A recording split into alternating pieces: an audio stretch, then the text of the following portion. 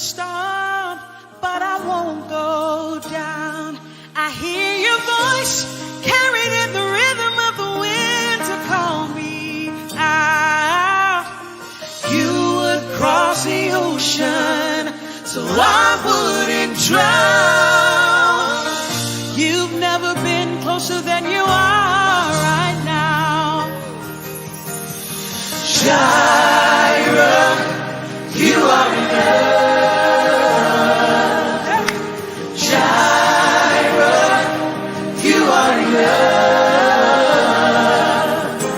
I will be content in every circumstance. You are Jireh, you are enough.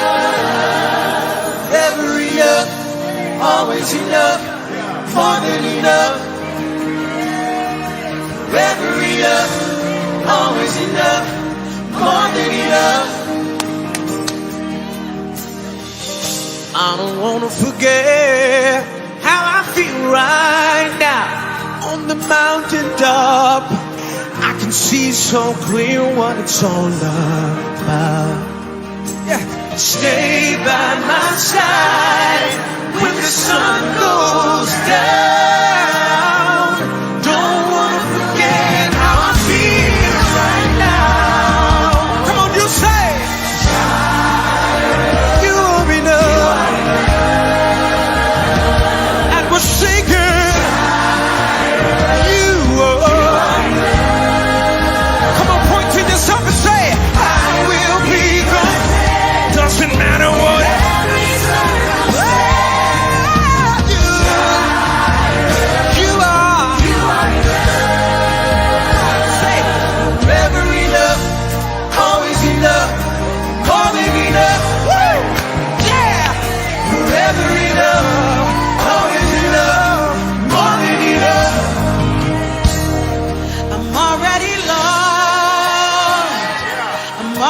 Chosen, I know who I am. Yeah. I know what you've spoken. I'm already loved more than I could imagine. That is enough.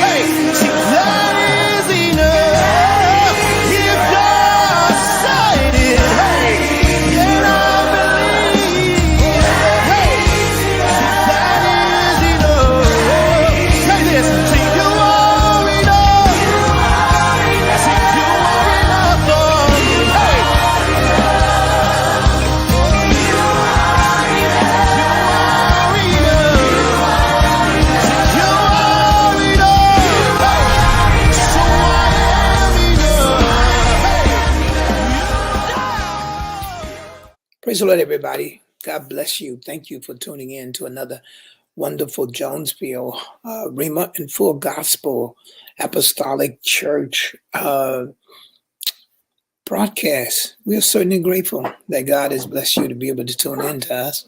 I want to tell you that God has a rhema just for you today. I'm very grateful for God's goodness and to my mountain state brothers and sisters and pastors and suffragan bishops. God bless each and every one of you, and still to my Northern Philippine Council, District Council brothers and sisters, my friends. I'm also glad that you're able to tune in and to watch us. Now, today, I'm going to hit into some real wonderful things that the Lord has inspired me about, and I want to talk about sowing. I want to talk about sowing today, and sowing because the more that there's pressure put on the people of God, God has a way to make us flourish. And I remember that uh, that the more in the scriptures in the children of Israel when they were being pressed in Egypt, the more they worked them harder, the more they multiplied.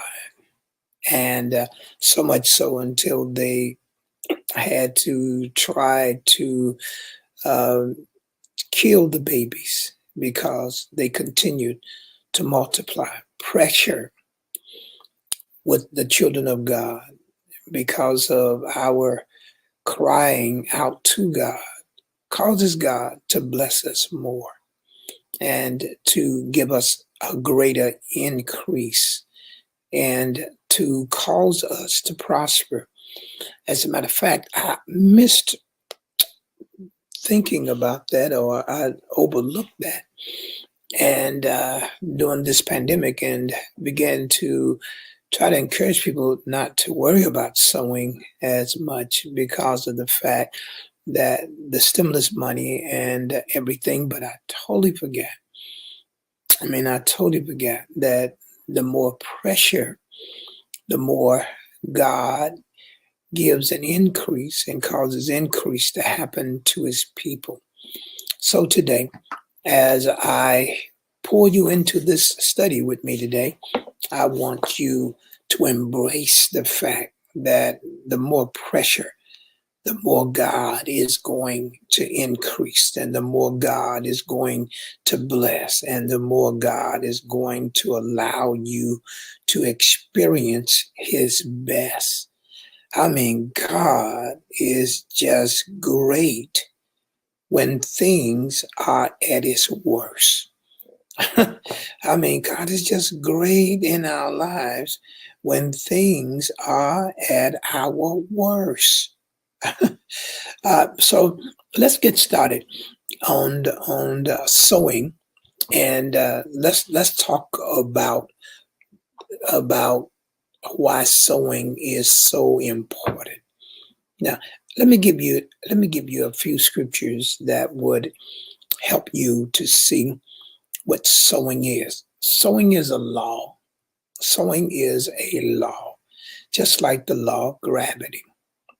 And that law of gravity says what goes up must come down. So gravity pulls it down.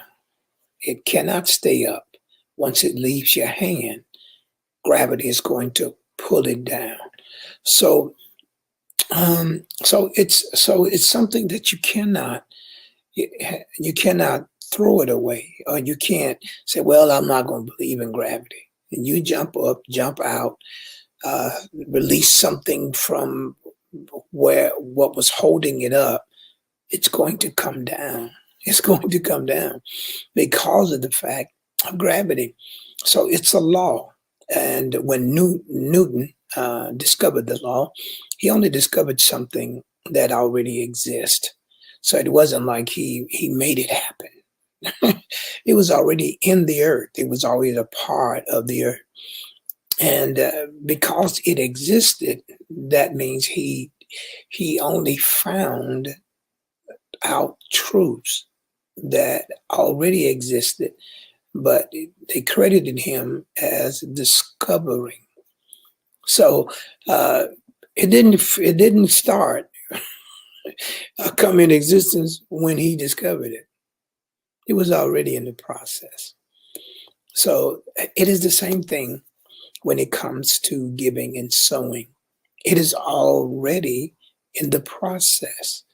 It's in the process that whatever a man sow, that shall he also reap.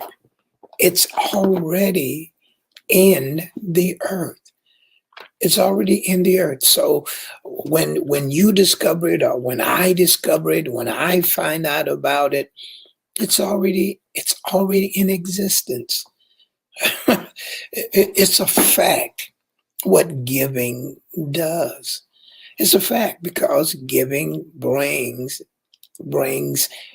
a, a reaping. It brings money back. It whatever you give, whatever you sow, that means you're not going to lose it. That means you're going to get that with an increase. Let me give you a beautiful scripture that we used years ago in our church that really catapulted us into a prosperity as the people of God learn to give. In the book of Proverbs, chapter number 3, beginning at verse 9 and 10. And the Bible says in Proverbs 3, 9 and 10, it says, honor the Lord. You got that?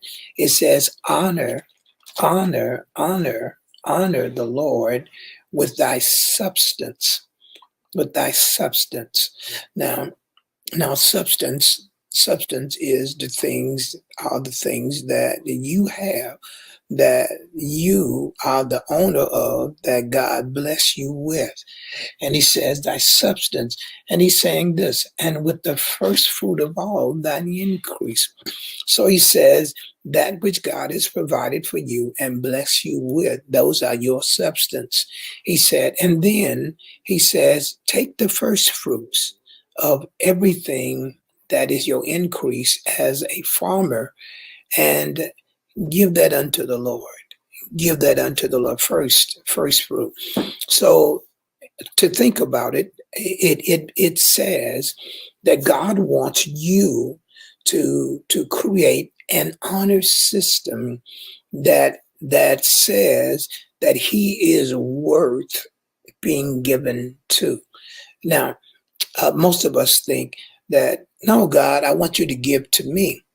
And God is saying, no, I want you to learn to give to me. And I want you to learn that when you give to me, I am going to give you more.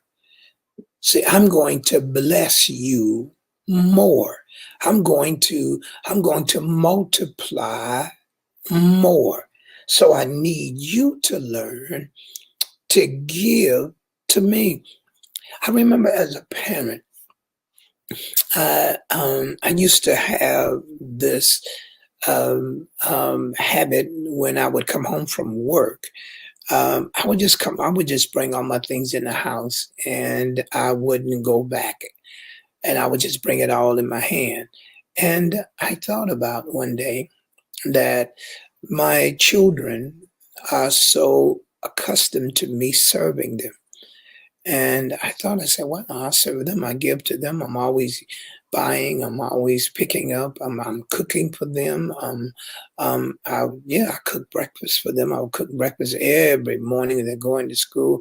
I recognized that I was creating a habit. Even when we would go out to do, on trips, I would bring the bags in. I would pick up all the bags and load them up in the car. And I enjoyed doing it because I enjoyed serving them. And I recognized that was not totally proper to create such an attitude with my children, or a habit or process of not honoring or helping me.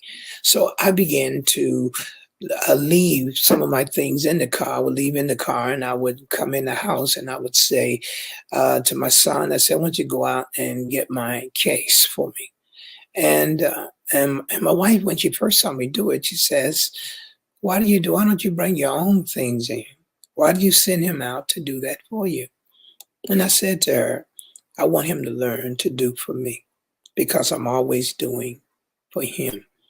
I wanted to learn that it should be reciprocal." And when I taught that, and when I demonstrated that, it helped me to understand that I needed my son to develop the idea that I'm worth being given to. Sure, I give to you, but I'm worth you giving to me. I know as a parent, and as a son, I was so used to my father and mother providing for us. And as I became a man, my father held back his hand.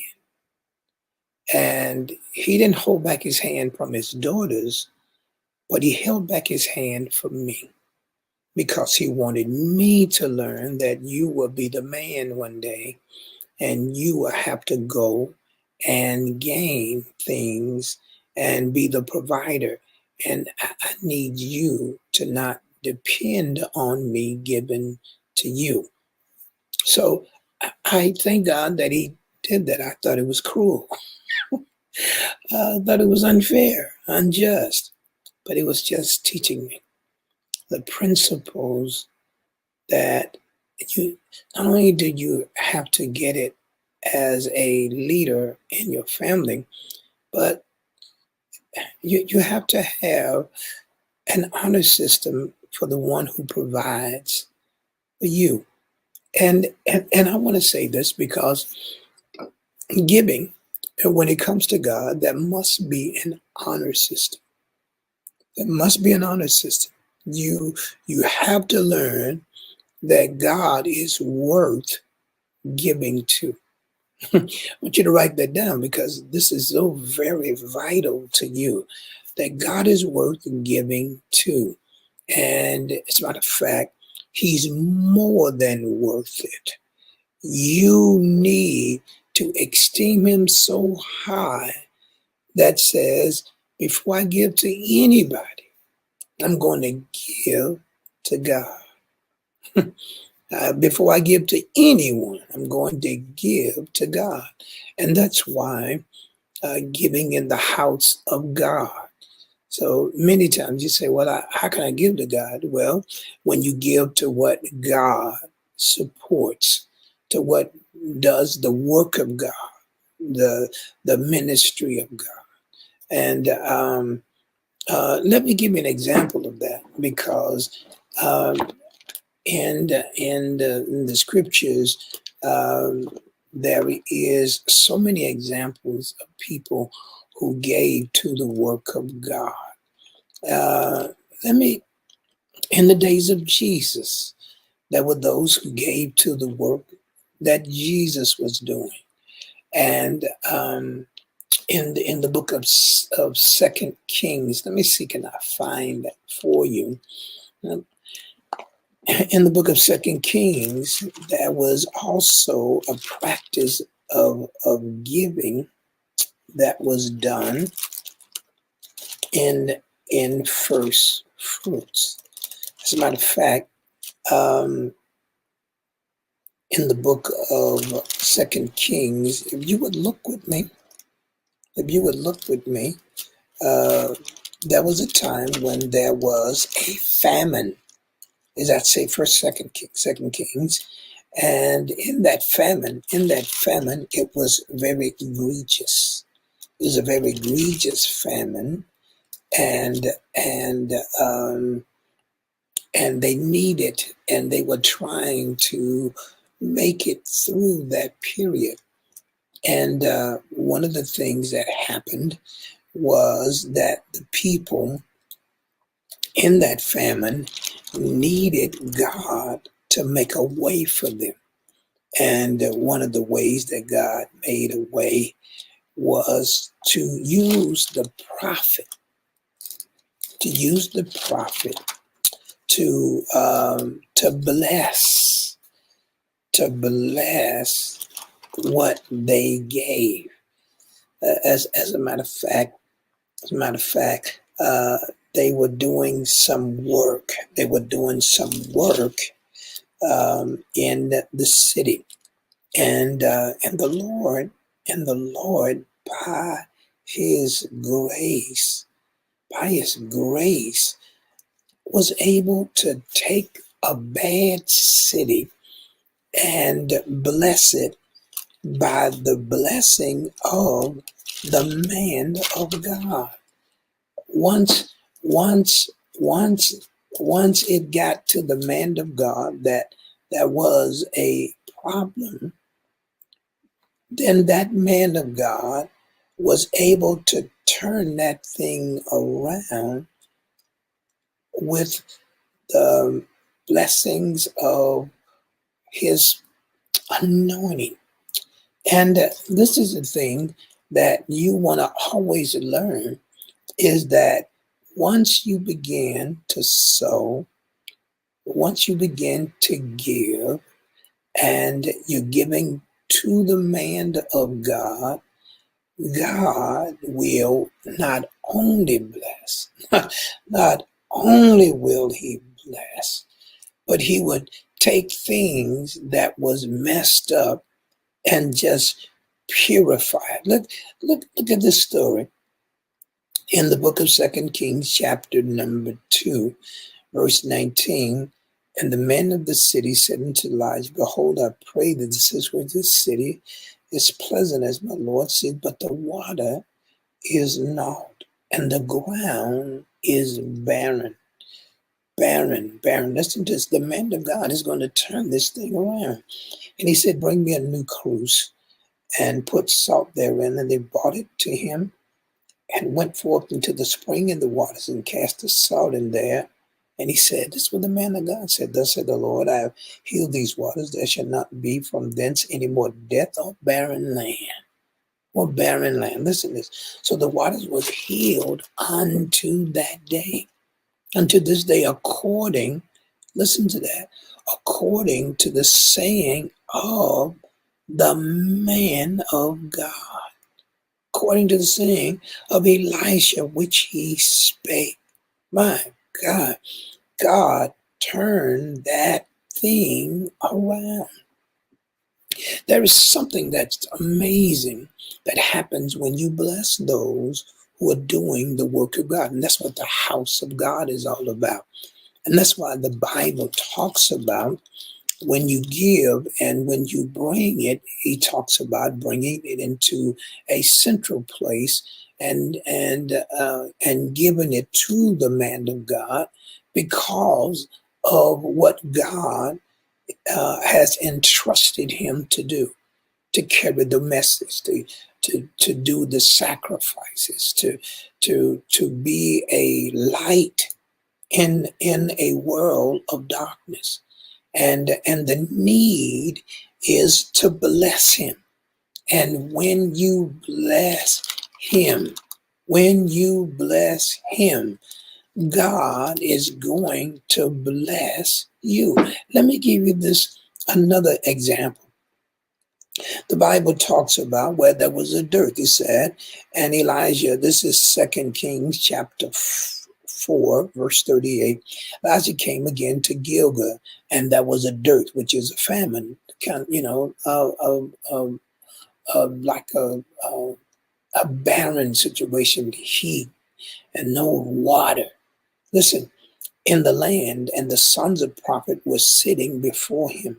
And he said unto his servants, Set on the great pot and seize the pottage for the sons of the prophet. And one went out into the field to gather herbs and found a wild vine. Look at this.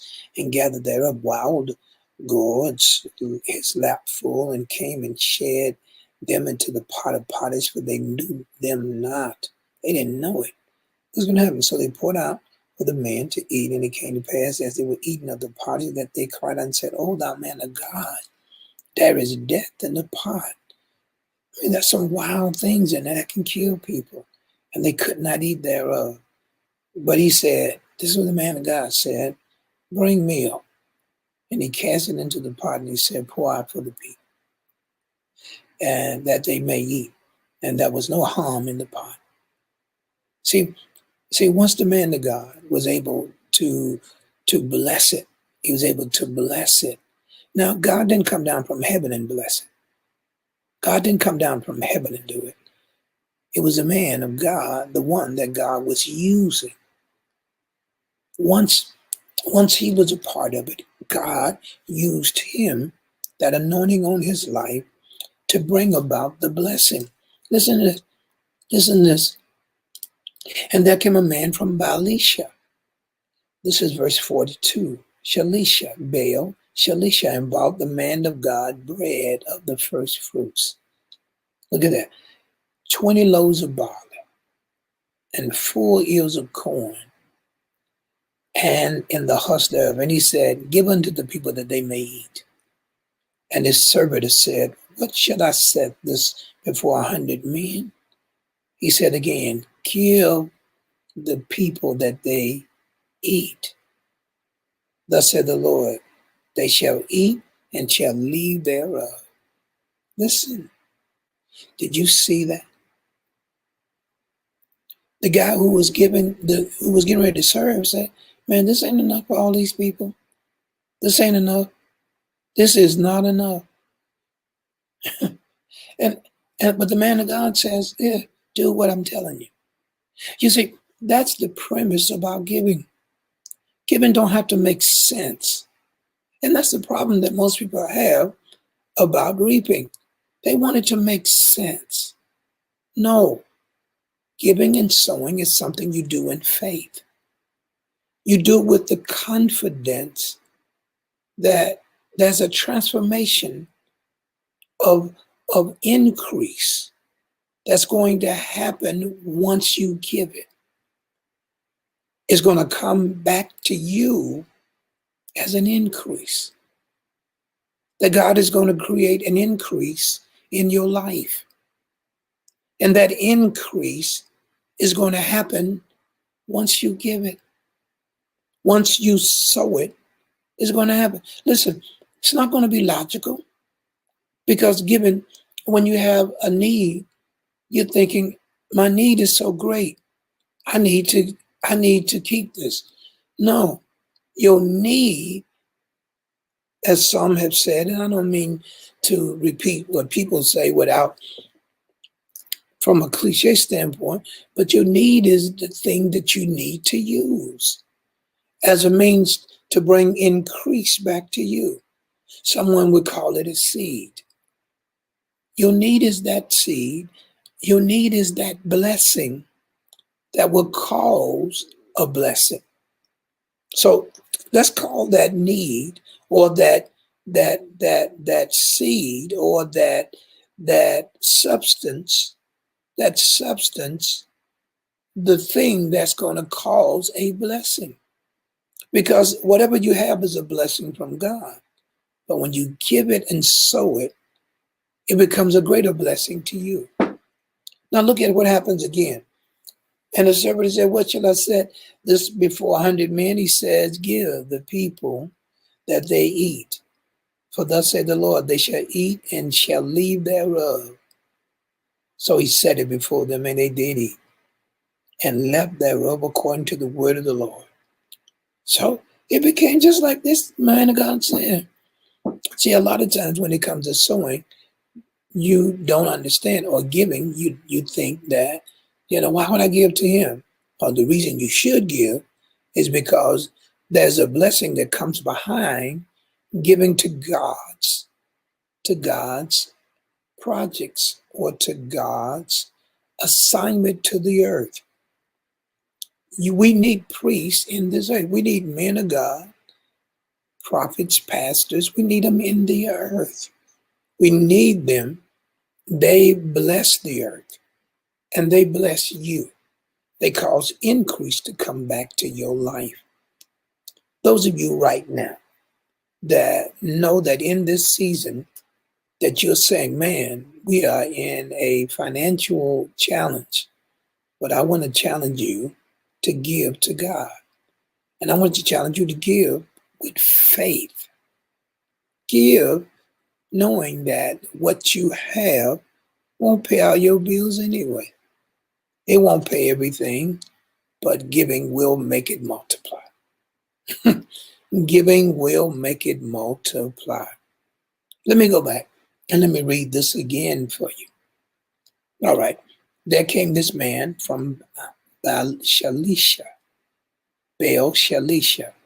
bought the man of God bread of the first fruit, 20 loaves of barley, and 4 ears of corn in the husk thereof. And the man of God said, give unto the people that they may eat. Let me go back and pick up verse 38. Elisha came unto Gilgal, and there was a dearth in the land. So there was a great shortage in the land. That dearth was a great shortage in the land. Somebody brought him something of his first fruit. He said, give it to the people. When it was given to the people, the one who was giving could see that it was more people than what he had to share. And he didn't want to look funny or look strange by giving. Just like most people today. They get it in their heart. They said, man, this is not logical. I don't want to look bad. So to him, he took the responsibility of thinking that it was going to affect him, or he was going to be embarrassed, and it was going to be a shortage, and people were going to be looking at him. But my friend, once he did, now, they not only did they look at him, but they were grateful that he gave, that he did it. You see, the way you bless your house is you got to bless the God who bless you with the house. The way you bless your food, you got to bless the one who gave you food. The way you bless your money, you got to bless the one who gave you money. And when you do that, increase is coming to your life. And when you do that, blessings are coming back to you. Let me read this again. Listen, the dirt was there. 2 miracles happened. The first miracle was a miracle of how the pot was transformed. How what could have made them sick, the poison was taken out by the man of God. What could be the worst thing in your life, in your financial situation? God wanted to turn it into best times of your life. But you got to learn to sow. You have to learn to give. And you got to understand that giving is not robbing you. Giving is blessing. This thing was totally transformed. So instead of pouring out the pot, the man of God was able to transform it. Sometimes when we get our back up against the wall, we want to throw it away. We want to throw things away and just give up. And giving up is not the solution. The solution is being able to say, Lord, I'm going to sow this to you. I need you to help me. I'm going to give this. I'm going to go put this in the hand of the man of God because I need a blessing. I want the man of God to receive this, God, because I need a blessing from you. And I'm telling you, God will do just that. I'm telling you right now. Right now, those of you who might want to go and Givelify and say that I want to sow this seed because I want to bless the man of God. I want to bless the house of God. I want the house of God to continue to do the work of God. And I don't care. I want to just put my hand in it. I just want to give my encouragement to it. I want to sow into the mission fields of that ministry of the church. I want that church. I want my church to be blessed. I want my pastor, the man of God, the woman of God. I want that blessing because I need a blessing in my life. My friend, I'm telling you, there's a transformation that takes place because of the people that God has assigned to do his work. Because they're assigned to do his work, God said, you bless them, and I'm going to bless you even more. You help them, I'm going to help you even more. Now look at this again. Look at this again. Look at this again. The pot was transformed. The pot was transformed. What they thought, just pour it out. Said, no, don't pour it out. Don't throw it away because you need it. See, sometimes that's what people do. You see, when you don't see, it's like when you don't sow, it's like you're throwing away. Like you're saying, well, I ain't got enough to give and I'm not going to give that. No, that's like throwing it away. Give so you can get an increase. Give so the increase can come. Give so that the curse can be broken over your pot. All of us got a pot, and God needs to bless your pot. But God can't bless the pot if the pot won't be sown. You got to give for God to bless that pot. All of us got a pot in our lives. All of us have where bad things have been happening in our pot. But God is saying, your relationship with that man and woman of God is going to determine the blessing that I'm going to bring to your pot. Turn to the man of God, and the man of God took a meal, put it in the pot, and man transformed it. Meal. It's amazing how God uses the man of God to bless that pot. Your pot got shortages in it. Your pot, your family, your bank account, your house. You got shortages in your house. Bless the man and woman of God. Bless that house. Just, hey, and do it with faith. Do it with faith. And say, Lord, just as you transformed that pot, the pot I got in my house, I need to transform. We don't, our pots, we're running behind. We need finances, resources. Bless my pot, Lord. I'm going to sow right now to get my pot blessed. You know, the thing about 10% in this part we read earlier is first fruit. But the thing about it is that when you want to be blessed, and you know you need a blessing. I mean, you're already blessed, but you need a bigger increase, a more of an increase. You need to sow. You need to sow. Look at this. Look at this. Let me go back and pick this up. Now, there's a dearth, right? So, but this man who comes from Baal Shalisha, he bought the man of God bread of the first fruits. There's a dearth now. But this man got some kind of a harvest. He brings it to the man of God. He brings it. If you're in a dearth, you got something. Wouldn't you save it? Yeah, wouldn't you save it? When you say, man, I'm going to store this for me. No. He brings it to the man of God. Principle. What's the principle? You remember? Yeah, you do. I told you. I told you, you remember the principle? Right. Proverbs 3, 9, and 10. He brings the man to God. There's the dirt going on. What happened? Honor the Lord without substance. The first fruit of all thy increase. Here's the promise.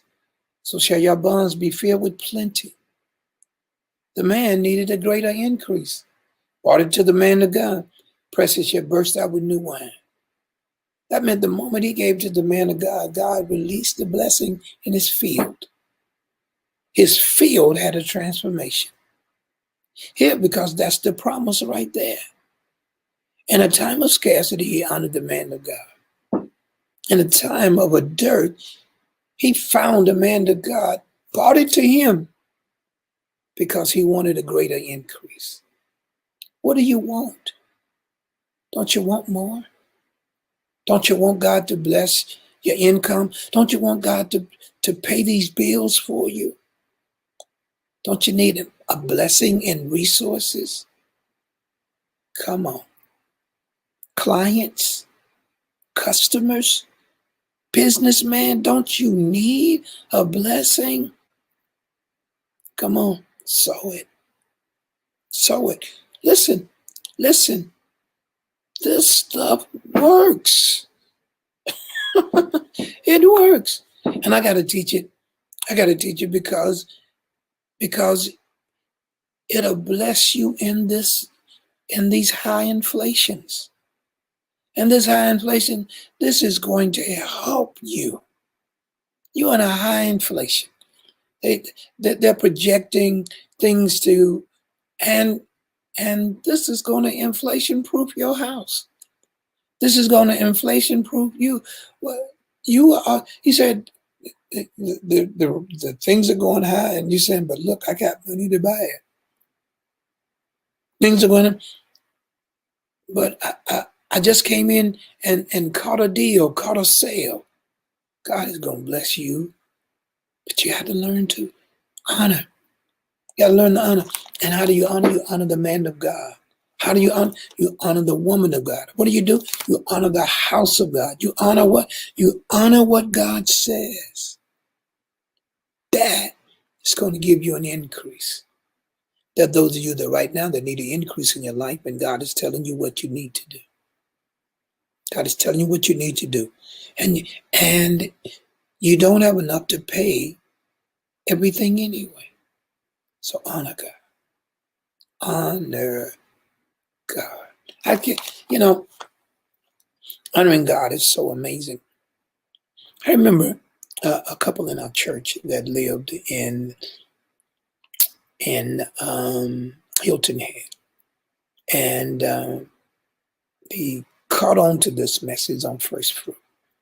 And man, he came over to church and he just sowed, and he sowed an amount and caught my attention because he gave it to me, the pastor, and it was first fruit to the pastor, and it just shocked me. I looked at it,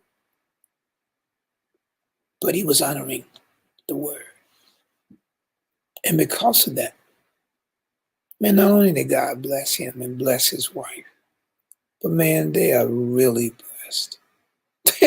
They are really blessed. They moved from where they're living somewhere else. His wife, oh God, went to the University of Birmingham, Alabama, UAB, and my God, financially, just so smart in school. That the went to school. The school tuition was paid. Everything. They worked together, and now they're just sitting blessed. They're just blessed. You see, and you want to be blessed, and you need to be blessed. So now. So right now, why don't you do that right now while you have a chance? And watch God prove what he says. He says, your barns will be filled with plenty. Take it. God bless. Reach out to us. Reach out to us. Let us help you. demonstration proof. If he dresses the lilies with beauty and splendor, how much more will he clothe you? How much more will he clothe you? If he watches over every sparrow, how much more will he love you? How much more does he love you? If he dresses the lilies with beauty and splendor, how much more will he clothe you? How much more will he love you? If he watches over every sparrow, how much more does he love you? How much more does he love you? If he dresses the lilies with beauty and splendor, how much more will he clothe you? How much more will he clothe you? If he watches every sparrow, how much more? How much more does he love you? How much more? How much more?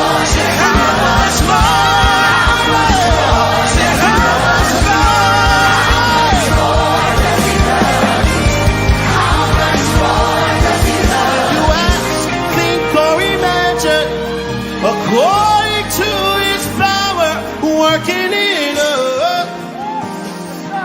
Already love, more than you ask. More than you ask, think, or imagine. According to his power, working in us. working in us. Already It's more than enough. More than you ask, think, or imagine. According to his power, working in us. working in us. More than enough. Real sweet Miranda Tim. Jireh, Come on, y'all. you are enough.